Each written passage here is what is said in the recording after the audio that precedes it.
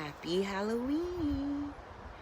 I came just to share a story about witches.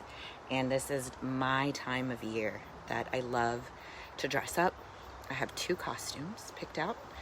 My witchy one is tonight, and therefore that's why I'm going to read something to you guys.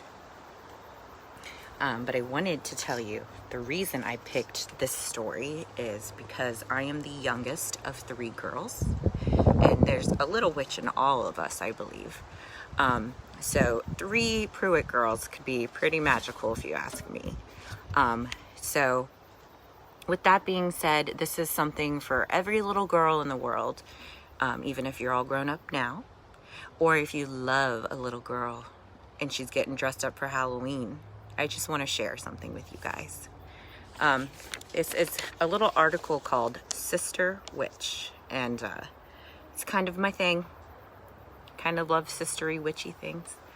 So, again, this is an article called Sister Witch. Every Halloween, no matter what the newest costumes might be, there are always little girls who insist upon dressing as witches. You can see them on the street in their black hats and rustling black capes, in groups or alone. These girls instinctively know it is far better to be a witch than a princess or a queen, for they are self-defined rather than being defined by men. They have no need for a prince or a king to give them worth. Perhaps a friend or a sister may travel with them, but in the long run, they are strong enough on their own. There is no mythic female figure that is as powerful.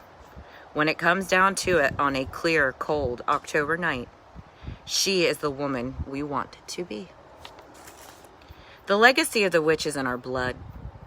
As girls and women, we know that these women were our foremothers, wise women who claim power for themselves and their sisters. The history of the witch is that of a woman who was an outcast in society, mistreated and victimized, a woman who had to fight for her own rights.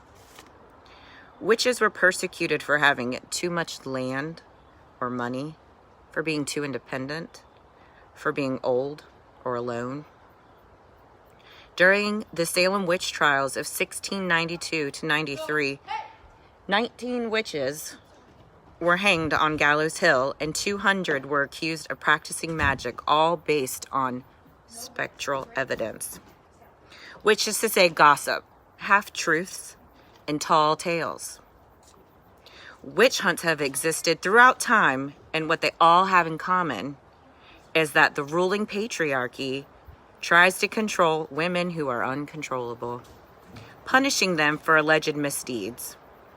Perhaps this history is ingrained in every little girl dressed up on Halloween night. The heritage of the witch runs deep. Witches drew their power from nature, the green magic of herbs, and healing. Through storytelling, they have often been recast as dark, twisted figures, but in fact they are healers, forever linked with midwifery, folk medicine, and magic, all of which have been outlawed at one time or another, and all of which are included in women's traditions. Mystery, power, birth, death, medicine, sexual empowerment, liberation. The witch lays claim to all of these and more. In her realm are the power of the imagination and the doors between reality and creativity. Mythic stories and fairy tales remind us of a time when women refused to conform to society's ideas of what they should be. The witch is not a mother or a daughter or a queen, but she's our sister, a soul sister, who resides deep inside each of us. So, I hope all of my witch friends, my witch sisters, my soul sisters are feeling good and powerful on this Halloween Eve, All Hallows Eve, right? And again, this was an article called Sister Witch. Let me see if I can find the author. Alice Hoffman. It was an empowering read, and I hope that everyone enjoyed it and that everyone has a safe and fun Halloween night. If you're local to me and have little kids, there is the little get together going on. So if you want to find a safe place for your kids to get some candy but not go trick-or-treating, get in touch. So on this All Hallows Eve, I'm going to still ask you to pray for the ones you love and pray for the ones who don't love you, because they need it most. And again, good night.